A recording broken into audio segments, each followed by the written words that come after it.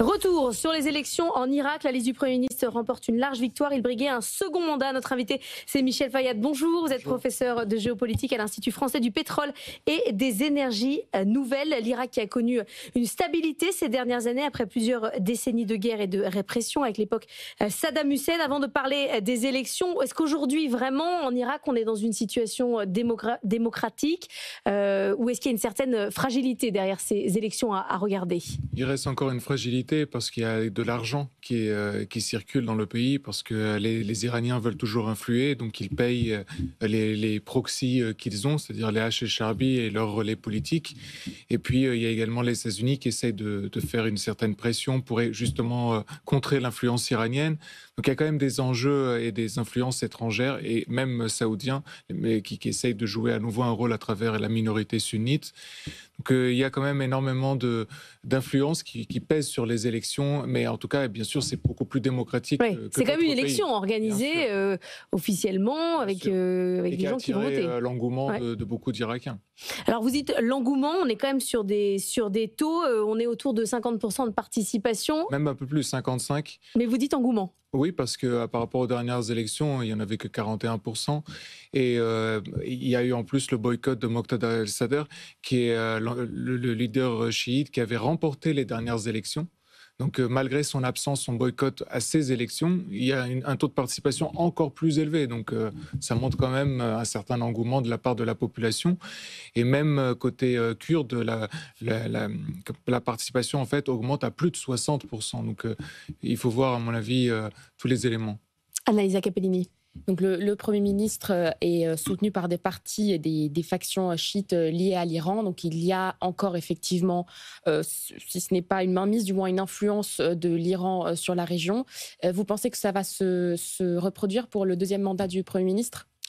En fait, il n'a pas totalement le choix parce qu'il fait partie de ce qu'on appelle le cadre de coordination chiite avec l'ancien Premier ministre Maliki et les Hachis Charbi, donc le proxy iranien dans le pays, qui compte 150 000 combattants qui ont vaincu Daesh durant la dernière guerre. Et donc, il est obligé de faire avec ses alliés à la fois politiques et ces gens qui sont présents militairement dans le pays, qui les souhaitent intégrer dans l'armée irakienne parce qu'aujourd'hui, ils sont plus forts même que l'armée irakienne. Et pour lui, donc, il est obligé de faire une espèce de grand écart entre un accord avec les Iraniens, parce qu'ils sont tellement influents dans son pays, et la pression américaine qui lui dit, par exemple, de ne plus acheter de gaz auprès de l'Iran, qui lui dit de faire attention à ne pas tomber sous sanctions sanctions américaines, sachant qu'il y a même certains partis irakiens pro-iraniens qui sont vraiment sous sanctions américaines pour le coup. Donc il est obligé de faire ce grand écart, et c'est pas toujours évident pour lui. Et le grand enjeu, à mon avis, de ce nouveau mandat qui se profile pour lui, c'est vraiment l'entente avec les H et Charbi pour qu'ils intègrent l'armée irakienne. Et ce qu'il faut aussi, à mon avis, prendre en compte, c'est qu'il va y avoir maintenant pendant plusieurs mois des négociations pour former ce nouveau gouvernement. C'est encore pire qu'en France. Sachant que c'était des élections législatives où il fallait choisir entre plus de 7000 candidats. Alors là, c'est encore un autre level. 7000 candidats, c'était des listes, et ça marchait comment ? En fait, non seulement 7000 candidats, mais on a en plus barré la route de plus de 300 candidats qui étaient accusés d'être baasistes, c'est-à-dire liés à l'ancien régime de Saddam Hussein. Et en fait, il y avait une nouvelle loi électorale qui était beaucoup plus localisée pour, en principe, combattre la corruption, empêcher justement l'achat de voix. Et le système irakien est assez particulier, il ressemble un peu au système libanais, c'est-à-dire qu'il y a une répartition confessionnelle et ethnique du Parlement. Vous avez 329 députés, dont 9 minoritaires, dont les chrétiens.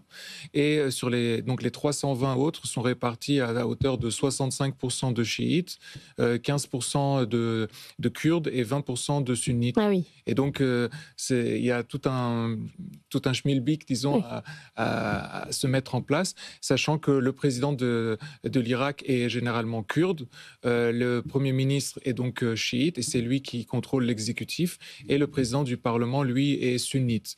Et ce qu'il faut aussi voir, c'est que donc, pour former cette coalition gouvernementale, il ne peut pas, Soudani, qui a remporté les élections, enfin en tout cas qui est arrivé en tête, ne peut pas gouverner tout seul. Donc il est obligé de faire des alliances avec les Kurdes, avec les sunnites, etc., pour gouverner. Et donc chez les Kurdes, Kurde, il va faire alliance avec Barzani, qui est le chef du Parti démocratique du Kurdistan et qui a remporté largement les élections parmi les Kurdes. Et il va faire alliance également avec l'ancien président du Parlement qui a remporté, lui, pour le coup, les élections côté sunnite. Oui, c'est pas simple. Non. Parlez-nous de l'économie irakienne. Aujourd'hui, le pétrole a quelle place? Elle est totalement prédominante, j'imagine, mais à quel niveau? Aujourd'hui, l'Irak, c'est le deuxième pays exportateur de pétrole au sein de l'OPEP. Donc, on parle de 4 millions de barils à peu près produits par jour. L'ambition de Soudani, c'est de monter à 6 millions de barils de brut produits chaque jour.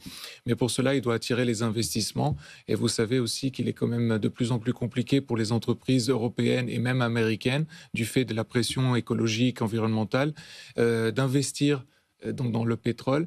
Et ça crée quand même beaucoup de soucis pour les Irakiens, puisque justement, on parlait avant du fait que Soudani doit prendre en compte les intérêts iraniens, les intérêts américains, mais du coup, pour le pétrole, il est obligé de prendre également en compte les intérêts chinois. Ah oui, les intérêts chinois. Oui, puisque les Occidentaux, comme je vous le dis, sont bloqués par les aspects environnementaux, et donc ils investissent de moins en moins dans le pétrole, et donc ils se tournent vers les Chinois qui, eux, n'ont pas de problème à investir dans le pétrole, et donc ils doivent vraiment jouer par rapport à toutes ces puissances à la fois internationales et régionales. Merci beaucoup Michel Fayad d'être venu ce matin dans la matinale de l'économie.